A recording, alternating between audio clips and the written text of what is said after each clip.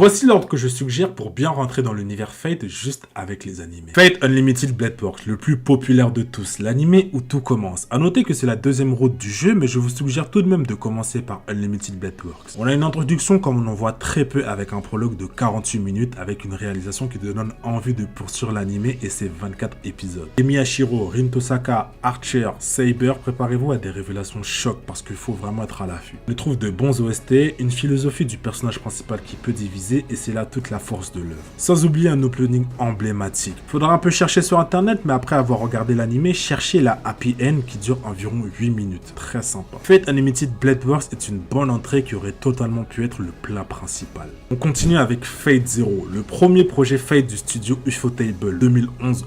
Wow, du grand art et c'est pas pour une histoire banale en plus. On est dans une quatrième guerre du Saint Graal qui va avoir énormément de conséquences 10 ans plus tard. Comme j'ai dit, ne vous fiez pas aux dates de sortie. Par contre, voir Fate Zero après Fate Unlimited Blade Works vous donnera beaucoup de contexte, éclairera vos zones d'ombre et vous serez rempli de « Ah, mais c'est pour ça que... » Et surtout, ce qui est dit et fait dedans, notamment avec la famille Mato, va être une belle transition pour la dernière route de Fate Stay Night nommée Fate Stay Night Evansfield. Fate Stay Night Evansfield, la dernière route, celle qui verra notre protagoniste braver tous les dangers, à croire qu'une femme peut vraiment changer un homme. Vous le découvrirez dans cette adaptation en 3 films. Tous commençant par Fate Stay Night Evansfield, mais avec une terminaison différente, avec en premier Presage Flower en 2017, Lost Butterfly en 2019 et Spring Song en 2020. Étant donné que ce sont des films, c'est peut-être le Fate Stay Night le mieux animé avec un scénario qui n'a rien à voir avec les deux précédents. Avec ces 3 animés, la base est là, le canon du canon, vous pouvez officiellement regarder tous les autres Fates.